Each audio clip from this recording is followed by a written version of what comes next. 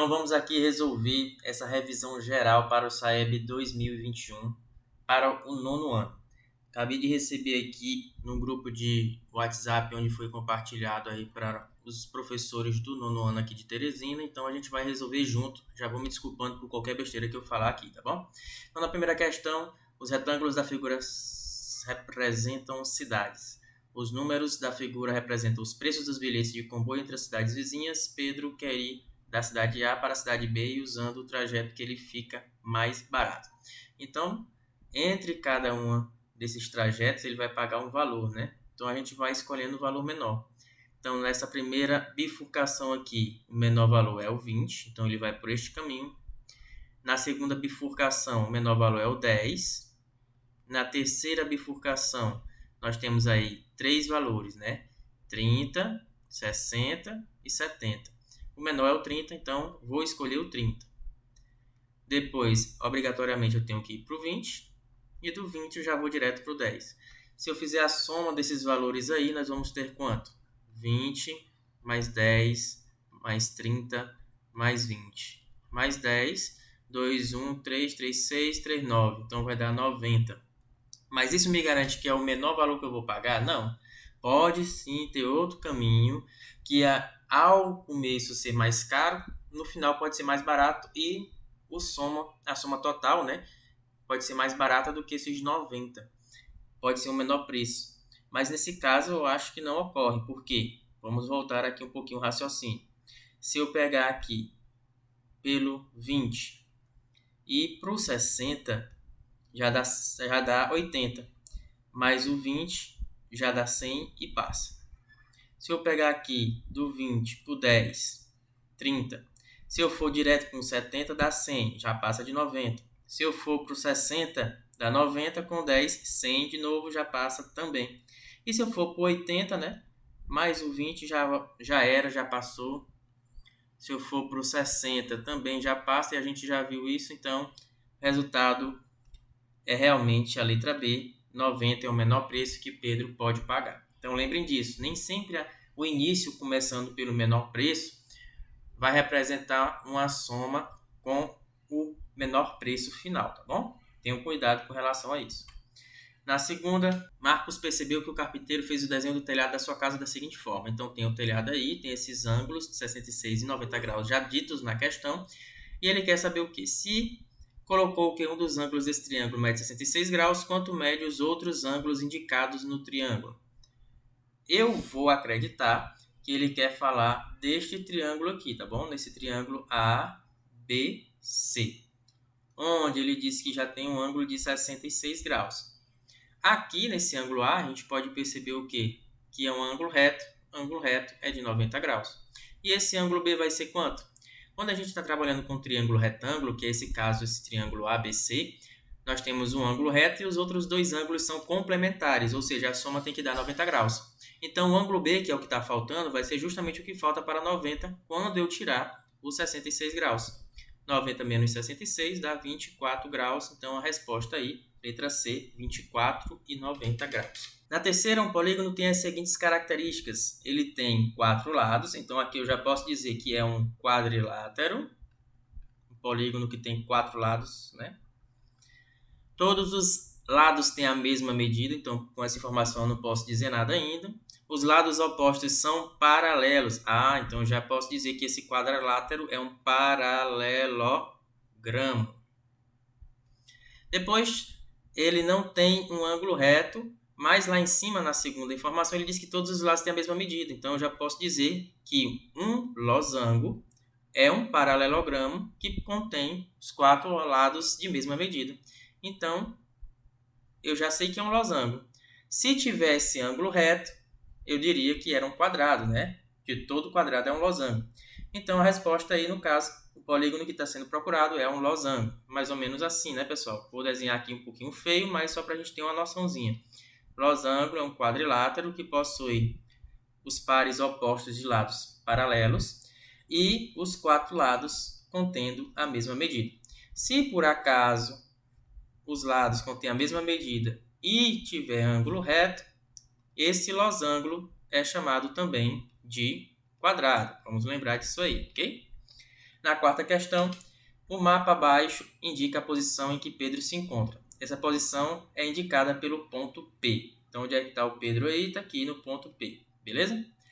Aí Pedro deve contornar a Praça da Maçã no sentido indicado pelas setas e chegar até o ponto Q. Esse percurso representa um giro ao redor da Praça da Maçã. Esse giro tem aproximadamente, vamos considerar aqui, né?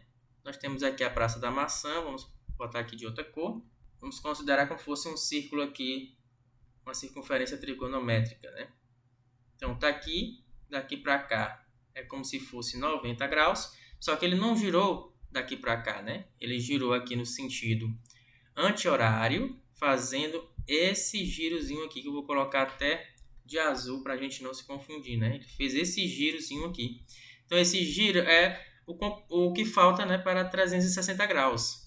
Ele só faltou girar 90 graus. Então ele girou 360 menos o 90. Então 360 menos 90 graus, nós vamos encontrar 270 graus. A resposta aí, letra C. Na quinta, Lucas desenhou a figura formada por dois hexágonos. Veja o que ele desenhou. Então tá aí feito, né? Nós temos os ângulos alfa e beta. E pergunta nessa figura, a soma das medidas dos ângulos alfa e beta é. Então aqui eu acho que faltou uma informação dizendo que esses hexágonos são regulares, ou seja, possuem ângulos internos congruentes e lados também congruentes, todos os lados de mesma medida. Quando nós temos isso, né, quando nós temos um polígono regular, dá para a gente calcular quanto equivale o ângulo interno dele. O ângulo interno vai ser justamente quem? Vai ser a soma dos ângulos internos desse polígono, né, nesse caso o hexágono, mas como é que a gente calcula a soma dos ângulos internos desse polígono? É só n menos 2 vezes 180. É assim que a gente calcula a soma dos ângulos internos de qualquer polígono, tá bom? Mas como eu quero a do ângulo interno de um deles, eu divido pelo número de lados, que é a mesma quantidade de ângulos que tem. Como são 6, eu divido por 6. Então, o ângulo interno aí deste hexágono, eu vou usar o n igual a 6, porque o hexágono tem 6 lados. Vai ficar 6 menos 2 vezes 180 dividido por 6. Então, um ângulo interno desse vai valer quanto? 6 menos 2 dá 4, então vai ficar 4 vezes. Esse 180 eu já posso dividir por 6, que dá 30. Então é 4 vezes 30, e nós vamos ter que o ângulo interno de um hexágono regular vai valer 120 graus. Aí ele pergunta aí, nessa figura a soma das medidas dos ângulos alfa e beta é. Como o alfa e o beta, todos eles valem 120 graus, porque ambos são ângulos internos deste hexágono regular, então basta a gente multiplicar por 2 ou somar 120 com 120. Nós vamos encontrar que a resposta vai ser 240, né? Alfa mais beta é igual a 240 graus. Na sexta, veja o retângulo MNPQ representado no plano cartesiano a seguir. Quais são as coordenadas do ponto N?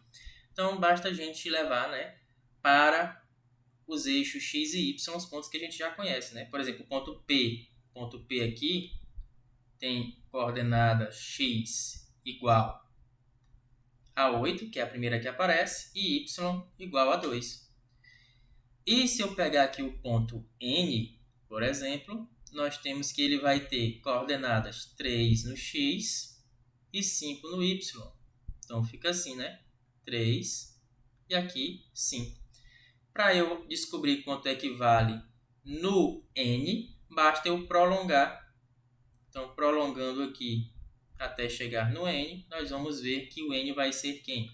Vai ser 8 no x, quando a gente levar para lá, e 5 quando a gente projetar no eixo y.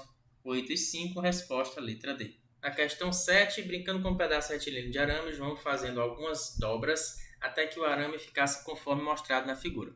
Dobrou primeiramente no ponto B e em seguida no ponto C. E por último no ponto D, formando o segmento DB. Sabendo que após formar a figura não houve nenhuma sobra, pode-se afirmar que o comprimento desse pedaço retilíneo de arame é. Então aqui nós já temos 5, 8 e 10. Falta descobrir o valor de x. Então, esse problema aí é simplesmente de teorema de Pitágoras, onde nós temos esse triângulo retângulo, sabemos o valor da hipotenusa, que é 10, sabemos o valor de um dos catetos, que é 8, e queremos descobrir o valor do outro cateto. Então, para revisar, como é que a gente calcula usando o Teorema de Pitágoras? Ele diz o seguinte, que a hipotenusa ao quadrado é igual à soma do quadrado dos catetos, onde aqui B e C estão representando os catetos, não importa a ordem, e o A representa o lado maior deste triângulo, que é a hipotenusa. Então, vamos ver. A ao quadrado. A é a hipotenusa, então é 10. 10 ao quadrado é igual a B ao quadrado, que é o valor que a gente já conhece, que é o 8, mais C, que eu vou dizer que é o valor de x, x ao quadrado. Então, aqui vai ficar 100 igual a 64 mais x ao quadrado. Vamos subtrair 64 de ambos os membros para deixar o x isolado. Então, aqui vai ficar 64, 100 menos 64, que dá 36. X ao quadrado é igual a 36. Qual é o número ao quadrado que dá 36? É 6. Então, x aí é igual a 6. Professor, precisava fazer isso tudo para eu saber que o valor de x é igual a 6? Não.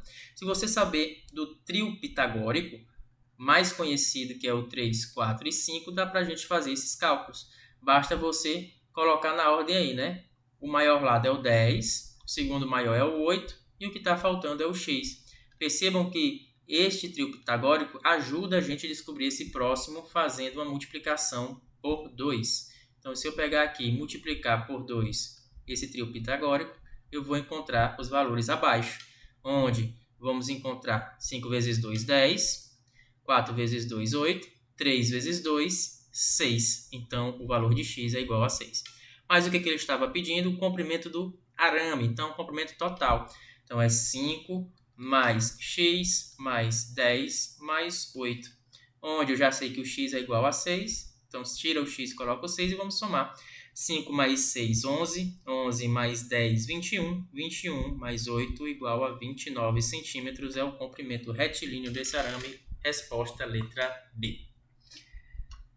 Na oitava, cada um dos círculos a seguir possui raio igual a 4 centímetros. A altura e a largura da pilha, respectivamente, medem. Se ele quer dizer que se eu pegar aqui essa pilha, nós vamos ter como se fosse um retângulo, onde eu vou alocar todos esses círculos. Aí não vai ficar muito bem feitinho, né? Mas eu vou tentar desenhar aqui para vocês. Mais ou menos assim, onde aloca todos esses círculos. E vai ter uma altura e uma largura. A altura vai ser quanto? Ele acabou de me dizer que o raio é 4 centímetros. Então, raio vai do centro até qualquer ponto da circunferência. Então, daqui para cá é 4 centímetros. Então, se daqui para cá é 4 centímetros, o diâmetro, que é 2 vezes o raio, vai ser igual a 8. Então, nós vamos ter 8 aqui e aqui também vai ser igual a 8. Beleza? Então, cada um dos diâmetros será igual a 8. 8 mais 8 vai dar 16. Então, o comprimento aqui da altura vai ser igual a 16 centímetros. Beleza? E da largura vai ser quanto? Então, nós vamos ter quantos 8 aí? 1, 2, 3, 4. 8 vezes 4 dá 32. Então, é 32 centímetros. Como ele perguntou aí, respectivamente, primeiro é a altura, depois a largura. 16 e 32, resposta letra C. Na nona figura abaixo, mostra um terreno retangular que Manuel dividiu igualmente em 3 lotes retangulares. Quer saber qual é a medida da área desse terreno. Então, se ele dividiu igualmente, né, aqui é 20, aqui também é 20, ele dividiu igualmente, então lá em cima nós vamos ter esse 20 dividido por 2. Então, vai ser 10 aqui e aqui também será 10. Então, daqui para cá é 20. E agora basta a gente calcular a área deste terreno. Nós temos aqui que o total vai ser 20 mais 10, que é 30, aqui na altura. E a largura desse terreno a gente já viu que é 20.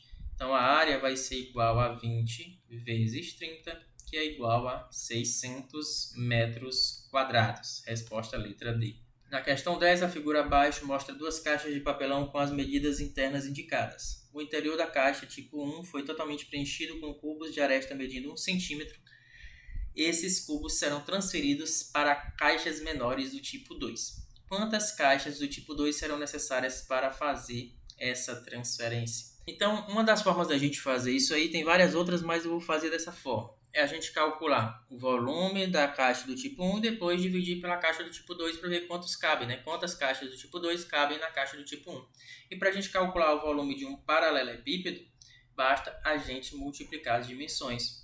10 vezes 6 vezes 4, então o volume vai ser igual, 6 vezes 4 é 24, com 10, 240 centímetros cúbicos, porque nós temos 3 centímetros aí sendo multiplicados. Então, 240 centímetros cúbicos é o volume da caixa tipo 1. E o volume da caixa tipo 2 vai ser 5 vezes 3 vezes 2. 5 vezes 2, 10 vezes 3, 30. Então, é 30 centímetros cúbicos. Para saber quantas caixas tipo 2 cabem na do tipo 1, basta fazer a divisão, né? O volume da caixa do tipo 1 dividido pelo volume da caixa do tipo 2. 240 dividido por 30, corta 0 com 0. 24 dividido por 3 é igual a 8. Resposta, letra D. Questão 11. João está treinando para uma corrida e seu instrutor solicitou que fizesse um treino, seguindo a série. 30 segundos de trote rápido, 10 minutos de trote moderado, 5 minutos de caminhada. Esta série deveria ser repetida 7 vezes. Quanto tempo João treinou? Então, veja o seguinte, né? Só de minutos aqui, ele treina 15 minutos, mais esse trote rápido que é 30 segundos. Então, é 15 minutos e 30 segundos. Só que ele vai fazer isso 7 vezes, né? Então, a gente pode fazer o quê? Pegar os 15 minutos e 30 segundos e multiplicar por 7. Como é que vai ficar? Vezes 7. Vamos fazer aqui. 7 vezes 0 dá 0, 7 vezes 3, 21, né? Então vai dar 210 segundos. Ó, multipliquei por enquanto só os segundos, viu? Esquece os minutos, multipliquei só os segundos por enquanto. 30 vezes 7 deu 240, beleza? Agora eu vou multiplicar os minutos por 7. Quando eu fizer isso, nós vamos encontrar o quê? 7 vezes 5 dá 35, vai 3. 7 vezes 1, 7, com 3, 10. Então, é 105 minutos e 210 segundos. Só que a gente não trabalha, né, com 210 segundos. No relógiozinho só tem 1 minuto, né, que equivale a 60 segundos. Então, de 60 em 60, a gente transforma segundos em minutos. E a gente pode fazer com 210, é como se fosse 60, mais 60, que dá 120, mais 60, que dá 180, de 180 para 210, falta 30 segundos. Então, perceba que nós temos quantos minutos aqui? 3 minutos e 30 segundos. Então, eu posso pegar esses 3 minutos e adicionar naqueles 105 minutos que a gente encontrou ao multiplicar por 7. Então, vai ficar 105 mais 3, que dá 108 minutos. E ainda sobrou esses 30 segundos. Beleza? Ah, professor, mas aí a resposta não está em minutos, está em horas. Ah, então é só você ver que 60 minutos equivale a 1 hora. Então, esses 108 minutos é igual a quanto? A 60 mais 48. 60 é 1 hora, então deu 1 hora. 48 minutos que sobrou, né? E os 30 segundos que está aqui. 30 segundos. Desculpa aí a bagunça, mas é mais ou menos assim que a gente faz. Resposta letra C. Na questão 12, Mário pesquisou o preço da gasolina nos postos perto da sua casa e obteve o resultado indicado no quadro abaixo. Então, está aqui o quadro, posto, alfa, beta, gama e delta e os preços abaixo, né? Na reta numérica, abaixo, ele indicou os postos correspondentes aos valores de cada posto. Na reta qual o ponto corresponde ao valor do preço da gasolina do posto beta? Então, beta é quanto? 2,405, ou seja, R$ 2,405 milésimos de real. Então, ele está entre 2,4 e 2,5. Então, vamos identificar aqui, né? Nós temos aqui o 2,6 e o 2,4. Se eu tenho nas pontas 2,6 e 2,4, é porque o 2,5 vai estar bem no meio. Então, a gente vai identificar aqui o 2,5, que é esse, é o ponto O. Porque perceba que foi dividido em quantas partes aqui? 1, 2, 3, 4, 5 partes do lado esquerdo. Vou botar de outra cor, porque senão vocês vão se confundir. Então, tem aqui 1, 2, 3, 4, 5 partes do lado esquerdo. 1, 2, 3, 4, 5 partes do lado direito. Então, o centro, que é o que está de vermelho aí, é representado pelo valor 2,5, que é como se fosse o posto alfa, R$ 2,50. E nós já acabei de falar para vocês que o posto beta, que é o que ele quer saber, está entre 2,4 e 2,5, porque corresponde aí a 2,405. Mas percebam uma coisa, o posto delta também está entre 2,4 e 2,5. Mas vejam que como tem duas letrinhas, né? Tem a letra M e a N. Qual é o que corresponde ao posto beta? Corresponde àquele que está mais perto do 2,4, né? Porque é 2,405, está longe. Se eu fosse colocar aqui um zerinho para completar as casas decimais, o outro dava 490, que é muito maior do que 405. Então, a resposta aí é o posto que está no ponto M. O posto beta está no ponto M, ok? Indicado aí na reta numérica. Na 13ª, o professor de matemática escreveu a seguinte expressão numérica no quadro negro. Então, está aqui a expressão numérica. Então, o valor de K é... Veja aí como é que a gente faz uma expressão numérica. Primeiro, a gente resolve o que está dentro do parênteses, depois colchete e chave, seguindo que operações? A ordem onde a gente resolve primeiro a potência ou raiz, na ordem que aparecer, depois divisões e multiplicações, na ordem que aparecer também, e por último, a adição e subtração. Como nós temos esse parênteses, eu vou fazer o seguinte, só para a gente não se confundir. Ó. Primeiro, eu vou resolver o que está dentro do parênteses, vamos esquecer o resto. Então, o resto eu vou pegar e repetir. K é igual a menos 7 mais 14 dividido por 5 menos. Por que eu repeti o 5 menos? Porque tem uma raiz. Então, primeiro a gente resolve a raiz. Raiz quadrada de 49 é 7. Então, eu vou repetir todo o resto. Ó.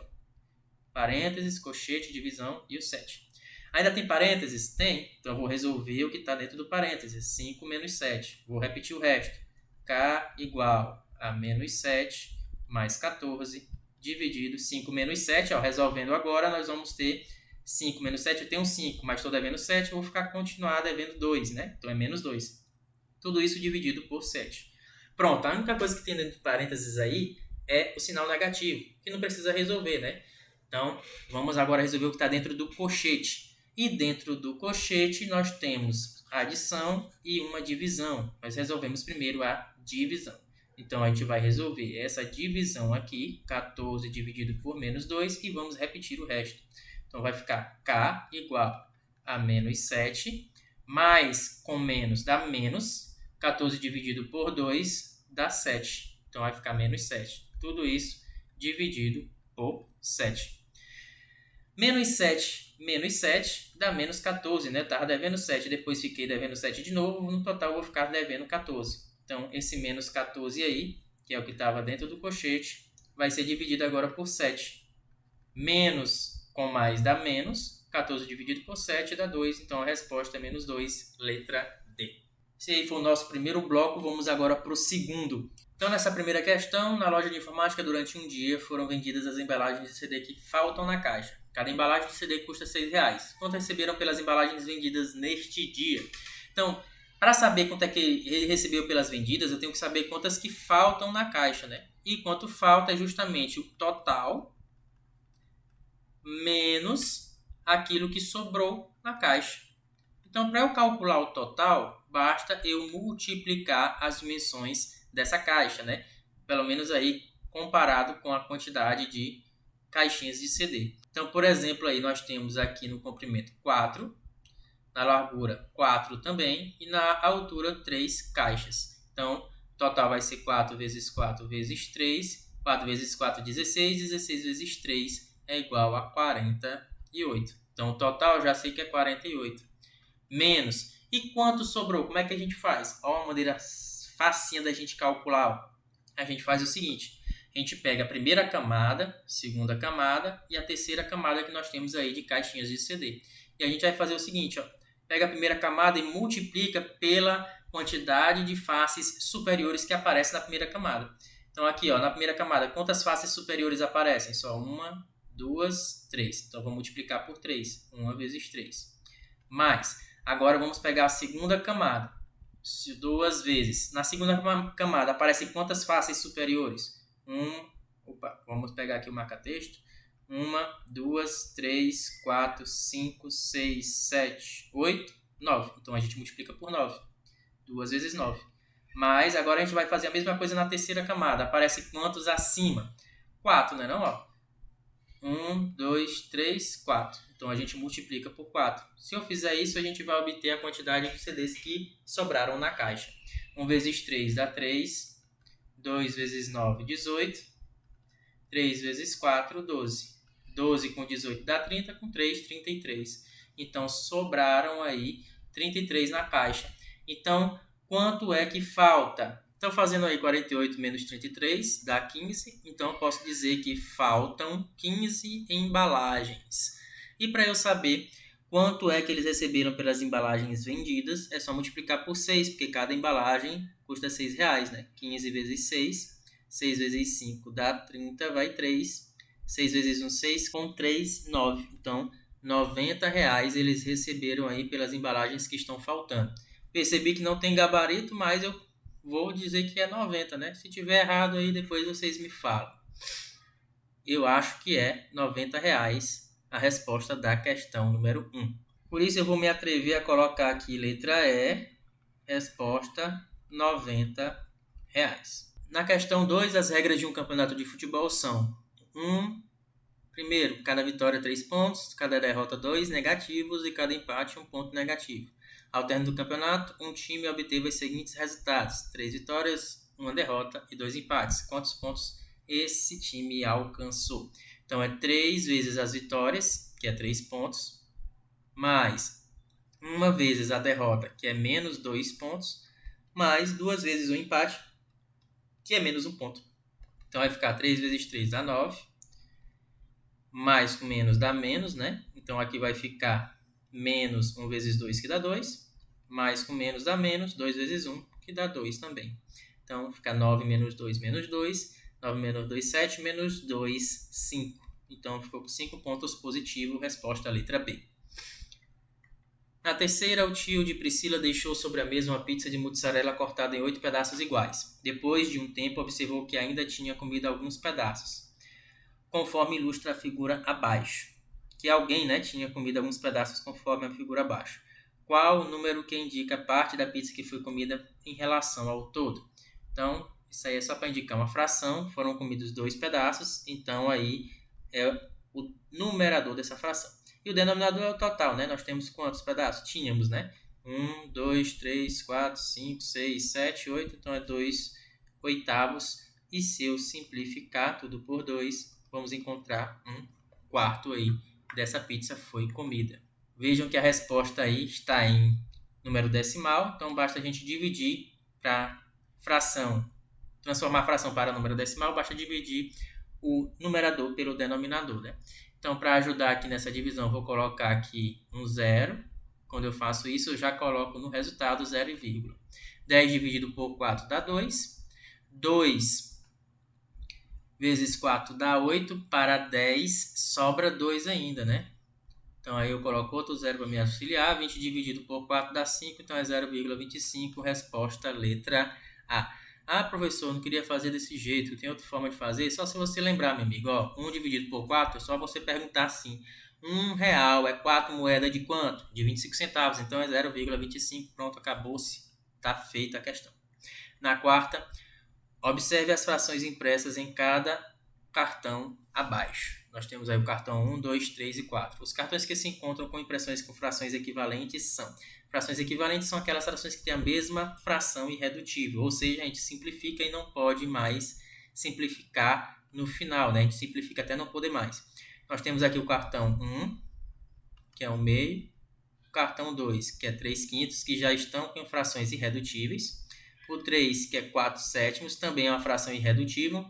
Então, ó, 1, 2, 3, já sei que não são pares equivalentes em comum, né? Então, a 4 eu já sei que tem que estar no meio. Ela é equivalente a alguma das 3 lá. A 4 é 9 sobre 15 avos. E nós percebemos que podemos simplificar tudo por 3. Tanto o numerador quanto o denominador. 9 dividido por 3 dá 3. 15 dividido por 3 dá 5, que é justamente a mesma fração equivalente do cartão 2. Então, é 2/4, resposta, letra D. Na quinta, projeto conseguiu. Um turista fez uma viagem de 3.600 quilômetros. Considerando que 3/4 do percurso foi feito de trem, 2/9 de ônibus e o restante de carro. Quantos quilômetros o turista percorreu? Então veja o seguinte, ó, ele vai fazer uma viagem de 3.600, isso aqui é o total, tá bom? Aí ele quer saber o quê? Quantos quilômetros ele percorreu, sendo que ele percorreu 3/4 desse percurso de trem. Então 3/4 de quanto? De 3.600. Isso aqui foi de trem, que eu vou chamar de T. Como é que a gente faz? 3/4 de 3.600 é 3/4 vezes 3.600. Lembre que na matemática o de representa multiplicação. Então 3.600 dividido por 4 vai dar 900. 3 vezes 900 vai dar 2.700. Então, só por trem ele percorreu 2.700 quilômetros. Então, isso aí foi o que ele percorreu de trem. E de ônibus? De ônibus ele percorreu 2/9. De quanto? De 3.600. Então, é 2/9 de 3.600. 3.600 dividido por 9 dá 400. 2 vezes 400 dá 800. Então, de ônibus ele percorreu 800 quilômetros. Aí ele disse que de carro foi o restante. Ora, mas rapaz, quanto é que ele já percorreu no total? Vamos somar aqui, né? 2.800 com 2.700 com 800 dá 3.500. Para 3.600, que é o total, faltam quanto? Faltam 100 quilômetros. Então, ele percorreu de carro 100 quilômetros. Resposta letra B.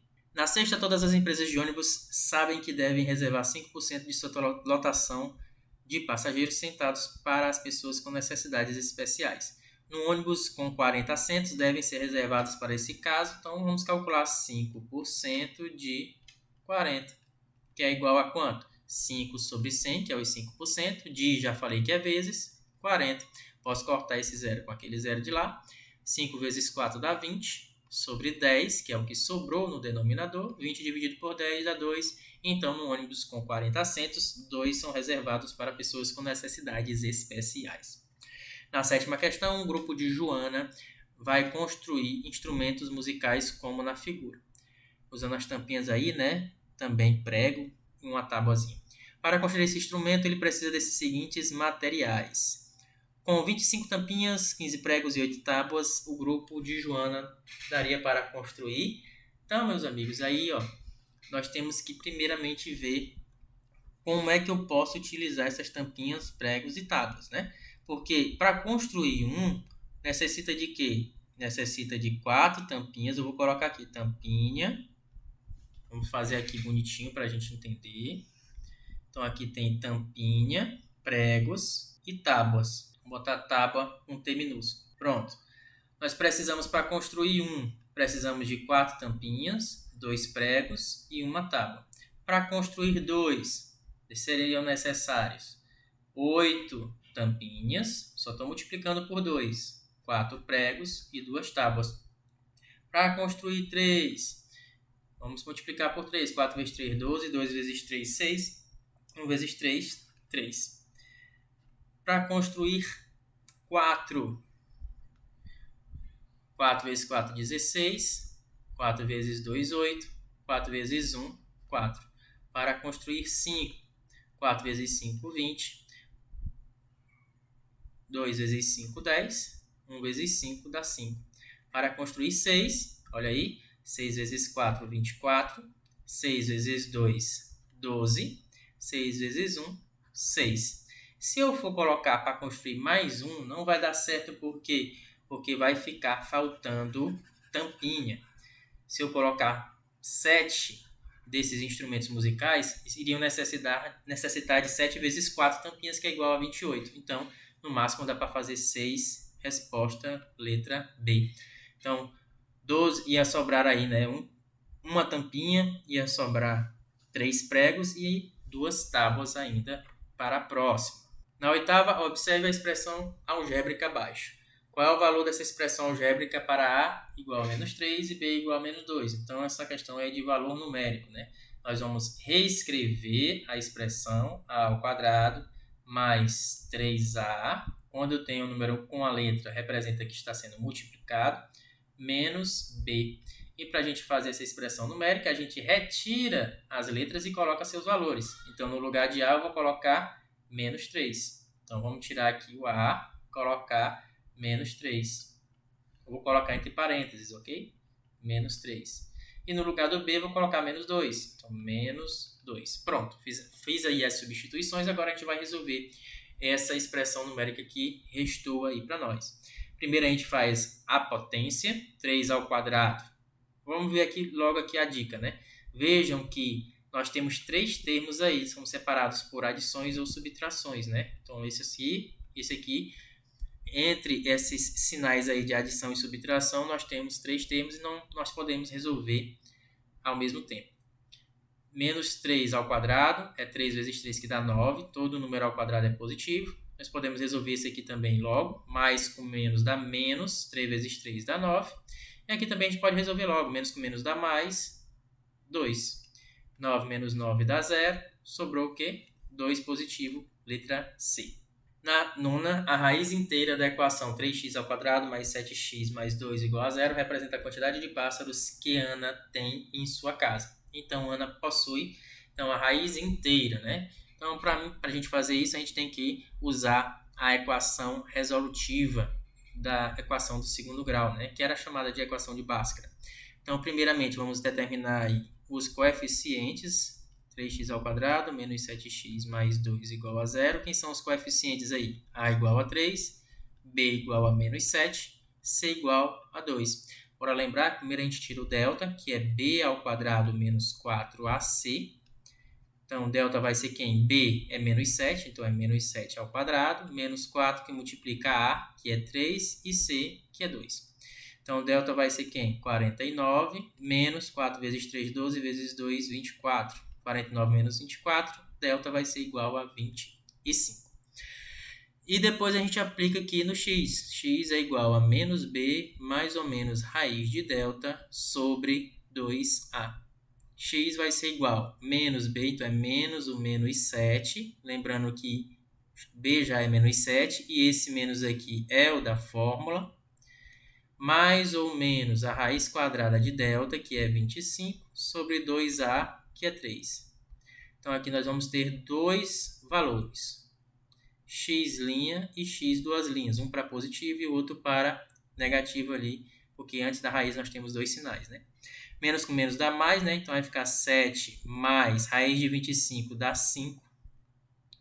2 vezes 3, 6. Então, 7 mais 5 dá 12. 12 dividido por 6 dá 2. E se eu fizer o outro, nós vamos ter 7 menos 5 dividido por 6, que vai dar 2/6, que é 1/3, né? Mas como ele disse que a raiz é inteira, nós vamos considerar apenas o 2. Então, 2 pássaros, resposta letra D. Na 10ª, Carla ainda tem R$150 de seu salário. Antes de receber o próximo, ela deverá pagar uma conta no valor de R$60 e comprar um presente para a sua amiga. Olha o que ela falou aí. Quanto posso gastar na compra desse presente? Preciso ficar com alguma quantia para despesas até receber o próximo salário. Se o preço do presente for representado por X, para resolver essa questão, Carla deverá calcular. Ora, ela disse que ainda tem R$150, então o total que ela tem. Mas ela tem que pagar uma conta de R$60, ó. Então, o que vai sobrar é o quê? É um X que vai sobrar, mas essa conta que tem que pagar tem que ser igual aos R$150. Isso seria se ela fosse pagar um presente, né, no valor de X reais, beleza? Mas ela disse que ainda vai sobrar. Ela disse que o preço do presente é X, mas ela quer que sobre. Ó. Se ela quer que sobre, vamos ver aqui onde ela está dizendo. Preciso ficar com alguma quantia. Então, ela quer que sobre alguma coisa. Então, não pode ser igual a R$150, porque tem que sobrar. E X é o valor do presente. Se ela for dar um valor do presente igual a X mais os R$60, não vai sobrar nada, vai ser igual aos 150. Então, tem que ser, quando eu somar esse valor de X, que é do presente, com os R$60, que é o valor que ela tem que pagar, tem que ser menor que 150 para que sobre alguma coisa. Então, a resposta é a letra B. Na 11ª, na promoção de uma loja, uma calça e uma camisa custam juntas R$55. Comprei 3 calças e 2 camisas e paguei R$ 140. O sistema de equação primeiro grau que melhor traduz o problema é... Então, se a gente fizer aqui x como sendo o preço da calça e o y, o preço da camisa, o que a gente vai encontrar? Ele disse que uma calça mais uma camisa foi R$ 55. Então, se eu pegar x mais y, um x com um y, tem que dar R$ 55. Beleza? E depois ele disse que comprou 3 calças, então é 3x, mais 2 camisas, 2y, e deu R$ 140. Então, igual a R$ 140. Qual é a equação que... O sistema de equações que expressa isso é a letra A. Na 12ª, a tabela mostra o número de carros vendidos em certa concessionária no primeiro trimestre do ano. Então, o número de carros vendidos, temos aí número X e Y em janeiro, fevereiro e março. É correto afirmar que, letra A, foram vendidos 31 carros do tipo X. Então, vamos somar, né? Então, 15 mais 23 mais 12 dá quanto? Do tipo X. 12 com 23 vai dar 35. 35 com 15 dá 50. Então, foram vendidos 50. Já está errado aí a letra A. Na letra B, o melhor mês de venda foi janeiro. Bora ver agora aqui a soma dos meses. Em janeiro foi 31. Em fevereiro, se eu somar aqui, ó, somei aqui, deu 31. Tá bom? Em fevereiro, se eu somar aqui a venda do X e do Y, dá 41. E em março, se eu somar, vai dar 32. Então, o melhor mês foi fevereiro e não janeiro, que vendeu mais com 41 vendas. Na letra C, foram vendidos 41 carros em fevereiro. Acabamos de ver isso aí. Resposta à letra C, show de bola. E a última, para finalizar essa revisão monstruosa, o gráfico a seguir mostra o lucro de uma empresa em milhares de reais, de 2009 a 2013. Assinale a única alternativa falsa. Então, vamos ver aqui, só tem uma falsa, vamos assinalar. 2010 foi um ano de prejuízo. 2010 foi para baixo, ó. Tá no negativo, ó. Então, tá certo. Não vamos marcar ela, vamos marcar errado. Na letra B, 2013 foi um ano de maior lucro. Então, 2013 foi um ano que subiu mais. Então, foi de maior lucro. Ok, tá certíssimo. Na letra C, 2011 a 2012, o lucro da empresa aumentou 80%. De 2011 a 2012. Então, aumentou de 20 para 100. Será que aumentou 80%? Não. Ele aumentou R$80.000. Mas não quer dizer que ele aumentou 80%. Porcentagem não é desse jeito que é calculado em valores absolutos. Eu teria que considerar os R$20 ou R$20.000 sendo os 100% e fazer aqui, por exemplo, uma regra de 3 para saber 100 é quantos por cento. Quando a gente fizesse isso, né, a gente iria encontrar que vai ser igual, meio pelos extremos, né, 20x igual a 1, aí nós temos 4 zeros, 10.000, corta esse 2 com esse 2, então se eu pegar 1.000 e dividir por 2, dá 500, então vai dar 500% e não 80%, então já sei que a resposta errada é a letra C. E na letra D, de 2012 a 2013, o lucro da empresa aumentou 40%, 2012 para 2013. Agora sim, ó, por que dá certo aqui fazer direto? Porque o nosso 100% é o próprio 100. E de 100 para 140 aumentou 40.000 e também aumentou 40%. Isso eu só posso fazer quando os 100% equivale ao próprio 100.